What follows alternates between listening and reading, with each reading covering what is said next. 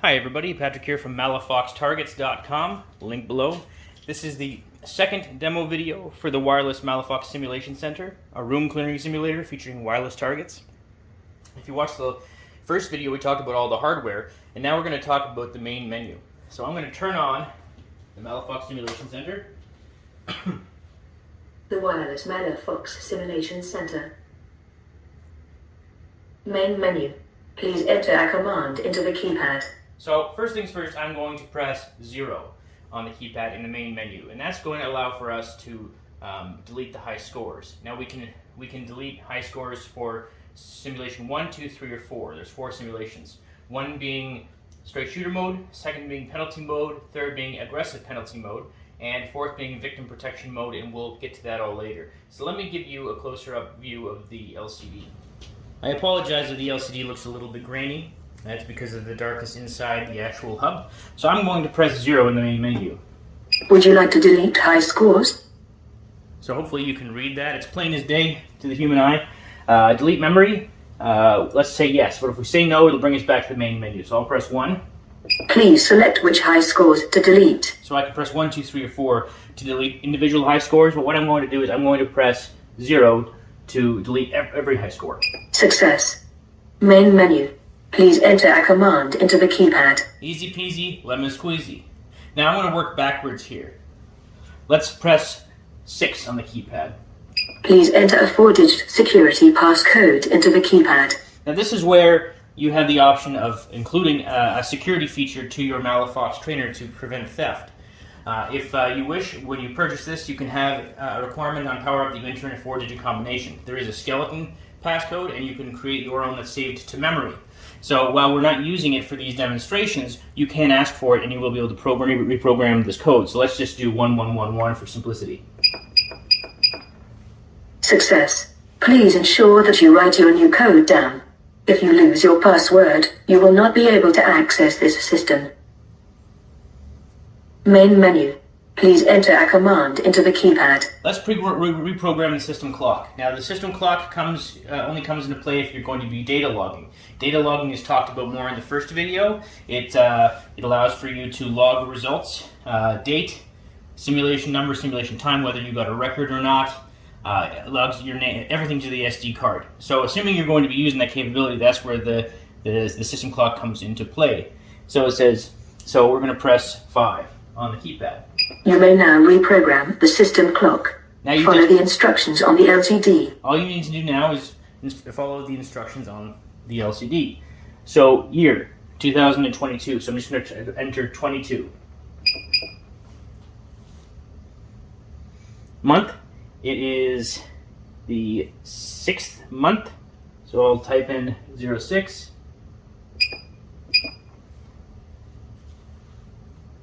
It is the 7th, so 07. The hour, let's see, what time is it? It is 12:51, so hour is 12:51. And the clock is updated. System clock reprogrammed. Main menu. Please enter a command into the keypad. So now with that done, let's look at the target system again. In the first video, we talked about what happens when you press button 1 in the main menu. That's quick play mode, and that allows for you to enter in settings for one specific game. You play it, and you end up back in the main menu. So we also talked about the coin receptacle in the last video. So let's press button 2 in the main menu. Paper play selected. Select simulation. Simulation 1 again. We'll just do quick straight shooter mode. Straight shooter mode selected. Enter the number of required hits per target. And let's do 2. Success. Insert tokens to earn credits. Then press the red button to start the simulation. So what happens if I press the red button? No credits available. Insert a token into the coin receptacle. So if I enter a coin in the coin receptacle, I will get a token, and they will accumulate on the screen that says enter tokens, credits 0. So if I take a coin that matches the coin for our coin receptacle that we've placed, I get a token. Let's do it again. It says credits 1. 2. We got 2 credits. So now if I press the red button, it will start. I've only got one target powered up, this target right here, for this specific simulation, just to make things quick and easy. So I will press the red button and our tech tokens will decrement. So in this case we have 2, after I press the red button we will have 1. I will say this, during a simulation, if a target goes down for, say it's damaged physically, and it shouldn't if you're treating your targets well, or the battery power sinks so low it becomes unresponsive, then you can reset when the game is in play by pressing any button on the keypad. So I'll press the red button. Please enter your name using the keyboard. And I've got data logging enabled. We'll talk about how to disable the siren and how to disable and enable data logging a little bit later, probably in the next video. But I'll enter in P. Mitchell. P. Mitchell. Now, you have 16 characters. You can enter in a 16-character name. So you can shorten it by making one initial, just an initial, in this case P, dot, and then your last name, or Ryan dot H, however you see fit. Scanning for wireless targets. So this part, again, takes about 15 seconds. If you look on the long-range module LCD, the secondary module, you'll see how many targets have been communicated with. In this case, 1. But it's still looking through to see any of if one of any 10 targets are available. Sorry, if there's 10 targets possible. 1 target detected. So if I had 3 connected, Hit all targets to end this simulation. This simulation begins in 3, 2, 1, go.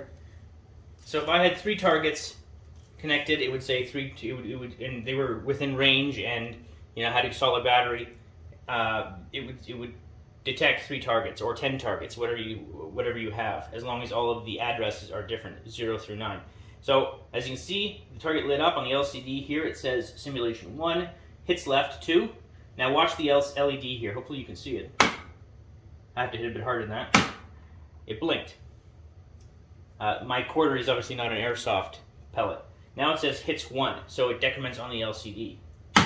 As we talked about in the first video, it's going to take a quick second for the initialization to commence. Simulation complete. Please record your time.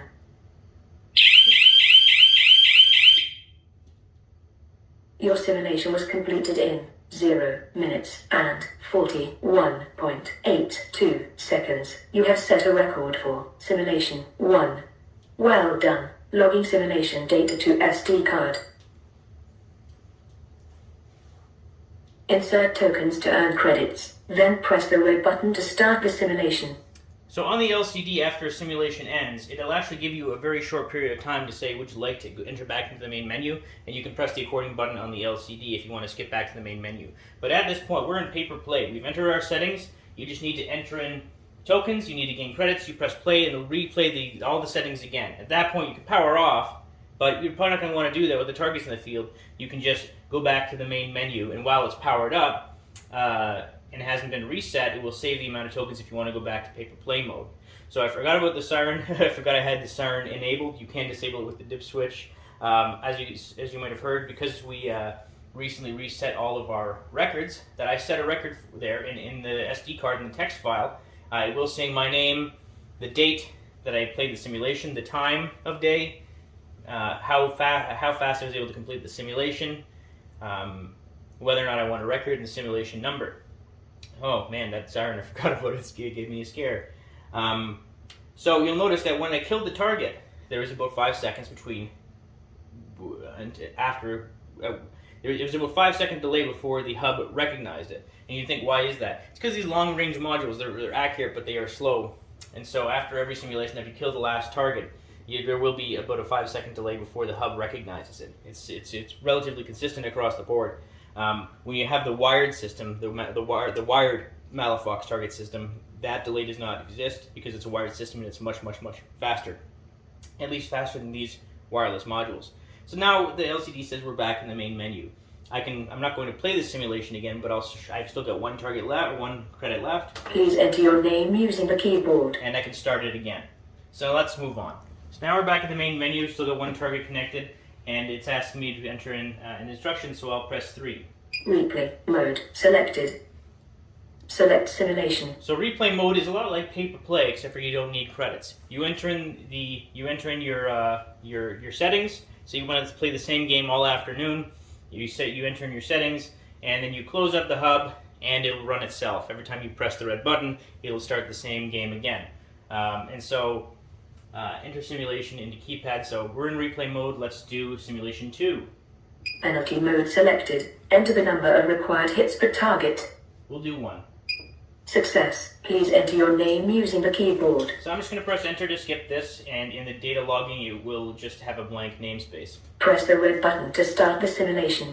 Okay, so the instructions are going to be relayed by the audio, but I'll tell you again what happens here. So you've got a red LED and a blue LED. Hit it while it's blue. If you hit it while it's red, the target will shut off for a short period of time. It will beep at you, and that essentially causes you to have to wait to kill the target. And you'll see what I mean in a second. Scanning for wireless targets. So it's going to do this. It's going to do this for about 15 seconds. It's going to scan targets 0, 1, 2, 3, 4, 5, 6, 7, 8, 9. And we've only got 1 target detected. And as you can see on the LCD, it's only received 1 target so far. It just wants to check for every single one of them. This happens to be address 2. 1 target detected. Shooting any target while emitting red light will result in the target shutting down temporarily. This simulation begins in 3, 2, 1, go. So in penalty mode, the target will go from blue to red. If I hit it when red, you'll see what happens in a second.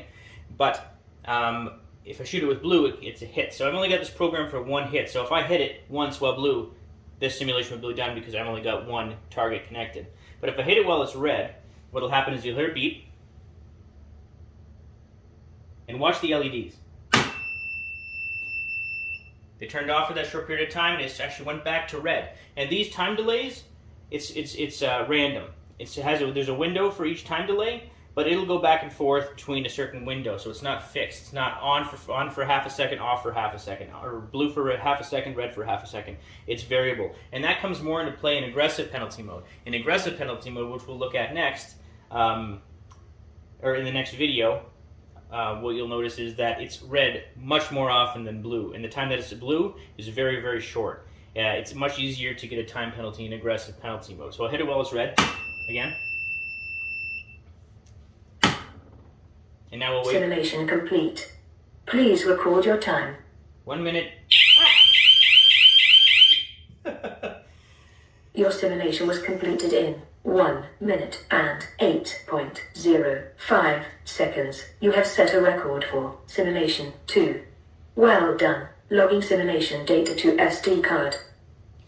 So the siren was added. Please enter your name using the keyboard. For, as you can see, because skip the main menu, it's got the same settings. It just wants you to enter in your name and then hit the red button. So it'll do that every time. That's replay mode. Sorry for the scream. I'm not going to edit that out. Just to show you, when you're indoor, if you've got this set across a building or several buildings, you do not need that siren. That siren is very loud, and you're probably going to want to keep it off unless you're outdoors. It's muffled a bit if you have the door shut, but it's added as an outdoor indicator if you're planning on using these outside. So, you've seen replay mode. We've talked about all of the other modes of operation. I will end this video now, and in the next video we'll talk about the last mode in the main menu, and we'll talk about aggressive penalty mode and victim protection mode. Thanks so much for watching, guys. Again, I'm sorry for letting the siren startle me. I'm not going to edit that out. That gives you an idea of just how loud this is. Sometimes you're not expecting it, and it'll make you jump. In this case, it made me jump quite high. So, thanks again for watching.